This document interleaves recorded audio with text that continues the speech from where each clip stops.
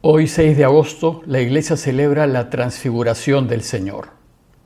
Con esta celebración nos adelantamos un poquito en la lectura continuada de Mateo, pues la fecha fija nos obliga a hacerlo, pero seguimos en Mateo. ¿De qué se trata la Transfiguración? ¿Qué es lo que este relato desea enseñarnos? En días anteriores vimos que el camino que nos propone Jesús no parece fácil. Supone controversias, malos entendidos, y Jesús además nos anuncia persecuciones. Vimos que a Juan el Bautista lo mataron por hablar la verdad, y sabemos que a Jesús lo matarán por lo mismo. Es decir, si seguimos su camino, se alzarán tormentas en torno nuestro. Jesús ya nos advirtió que no ha venido a traer la paz a la tierra, sino la división. Y ya nos dijo que las familias que no se unan en torno a Dios, es decir, en torno a lo justo y a la verdad, se dividirán. Bueno, pues ante este oscuro panorama, es natural que sus discípulos, y también nosotros, se encuentren y nos encontremos algo inquietos. Es de suponer que habrán conversado entre ellos y se habrán preguntado si, dado lo que nos puede sobrevenir, vale la pena seguirlo. Jesús, consciente de esta dificultad, decide entonces adelantarles el fin de su camino. Desea que los suyos lo experimenten triunfante, glorioso. Quiere que se den cuenta que su camino, aunque parezca difícil, lleva a la resurrección y a la vida. Por tanto, y a fin de que los suyos gusten de su triunfo final, que será también el triunfo de ellos si siguen su camino, Jesús decide invitarlos a que vivan una profunda experiencia espiritual.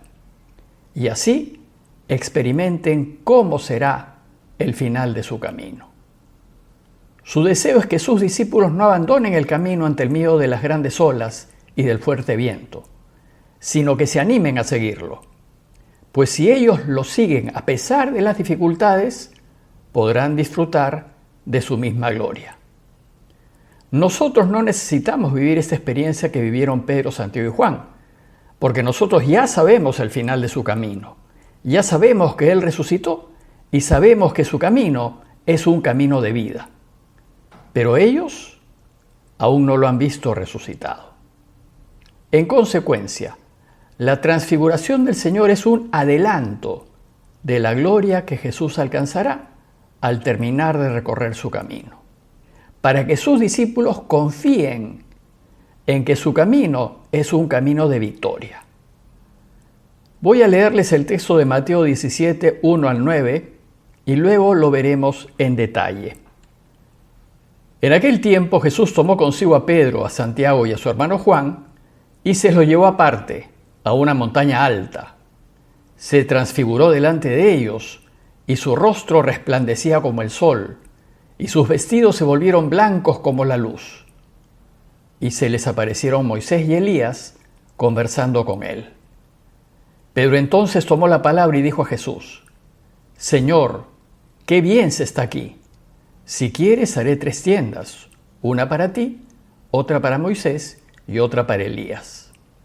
Todavía estaba hablando cuando una nube luminosa los cubrió con su sombra. Y una voz desde la nube decía: Este es mi Hijo, el amado, mi predilecto. Escúchenlo. Al oírlo, los discípulos cayeron de bruces llenos de espanto. Jesús se acercó y tocándoles, les dijo: Levántense, no teman. Y al alzar los ojos no vieron a nadie más que a Jesús solo. Cuando bajaban de la montaña, Jesús les mandó: No cuenten a nadie la visión hasta que el Hijo del Hombre resucite de entre los muertos. Inmediatamente antes de este relato, Jesús ha anunciado a sus discípulos que Él va a tener que sufrir, que lo van a matar y que después resucitará. Y les ha dicho que el que lo quiera seguir deberá estar dispuesto a cargar su cruz, la cruz de Jesús, y deberá estar dispuesto a perder su vida. Ante este anuncio, Se podrán imaginar cómo estaban los suyos, sin duda nerviosos y preocupados, como lo estaríamos nosotros. ¿Y entonces qué hace Jesús? Dice el texto que Jesús tomó consigo a Pedro, a Santiago y a su hermano Juan y se los llevó aparte a una montaña alta. Invitó a sus 3 discípulos más cercanos, a sus más íntimos, a quienes tal vez tenían más influencia sobre el resto, a Pedro, a Santiago y a Juan, a que lo acompañasen. Y se los llevó, dice el texto, a una montaña alta. No dice el nombre de la montaña, pero según la tradición, esa montaña alta a la que subieron fue el Monte Tabor.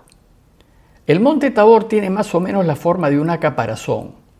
En realidad no es muy alto, pero parece más alto de lo que es, 575 metros sobre el nivel del mar, porque se encuentra solo en medio de una llanura y sobresale unos 400 metros por encima de su entorno.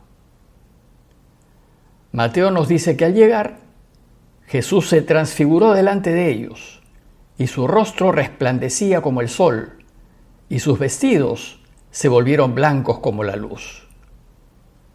Transfigurar significa cambiar de figura, cambiar de forma, transformarse. Su cuerpo transfigurado se asemejó al de un cuerpo glorificado, glorioso, como el que nos espera a todos nosotros cuando resucitemos de entre los muertos. En la montaña sus discípulos viven una experiencia espiritual profunda, imposible de explicar con palabras. Viven la experiencia del triunfo de Jesús. Y experimentan a Jesús rodeado de 2 de las grandes figuras religiosas de Israel, de Moisés y de Elías. Dice el texto que se les aparecieron Moisés y Elías conversando con él. Moisés, aquel que conversaba con Dios cara a cara, simboliza la libertad. Él fue quien liberó a Israel de la esclavitud egipcia. Y Elías simboliza la vida.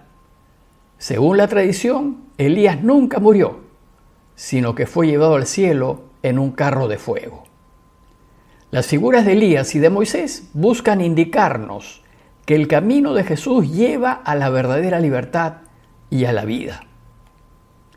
Ante esta impresionante visión, dice el texto que Pedro entonces tomó la palabra y dijo a Jesús: Señor, qué bien se está aquí. Qué bien se está aquí, y es esto precisamente lo que nos espera si nos mantenemos en el camino de Jesús a pesar de todas las dificultades que podamos encontrar. El final será una experiencia de bienestar total. En medio de su emoción, el apasionado Pedro le dice a Jesús: si quieres, haré 3 tiendas, una para ti, otra para Moisés y otra para Elías. Pedro quería fijar esa experiencia para siempre, congelarla, no quería perderla. Y se le ocurrió que si hacía 3 tiendas, que era una forma judía de acoger a los huéspedes, ellos se quedarían. Pero en realidad no sabía lo que decía. Y en eso nos dice el texto: cuando todavía estaba hablando, una nube luminosa los cubrió con su sombra. La nube, desde que Israel estuvo en el desierto, siempre representó la presencia de Dios. Con la nube, Dios guió a su pueblo a través del desierto. En esta ocasión, Dios Padre también estaba presente en la visión de los 3 discípulos. Y entonces, dice el texto, una voz desde la nube decía: este es mi Hijo, el amado, mi predilecto. Escúchenlo. Jesús es el Hijo amado del Padre. A Él debemos escuchar. No tengamos miedo cuando Él nos enseña que hay que darlo todo, hasta la vida, por mantenernos en los caminos de Dios. Escuchémosle, porque su camino es de gloria y de felicidad total. Al escuchar la voz de Dios Padre, dice el texto, los discípulos cayeron de bruces llenos de espanto. En realidad es el asombro ante la experiencia directa de Dios.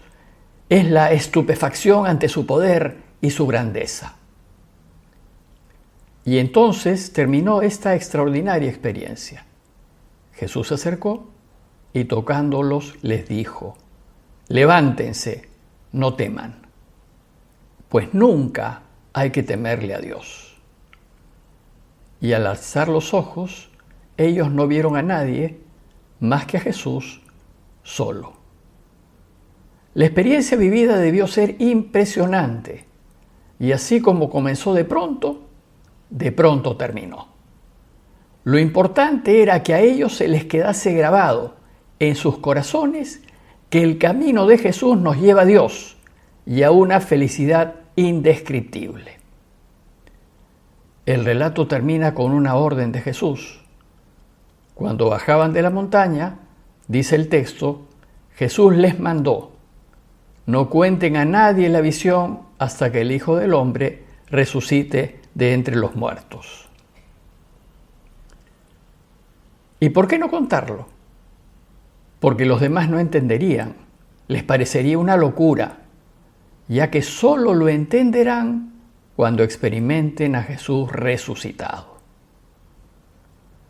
A modo de conclusión, los invito a reflexionar en las veces en que el temor a pasar dificultades por ponernos del lado de Dios, por decir la verdad y por defender la justicia, nos ha tentado a abandonar su camino y a elegir lo más cómodo, lo más fácil, lo más conveniente, y considerar que lo que realmente nos hará felices es escuchar a Jesús y hacer lo que Él quiere.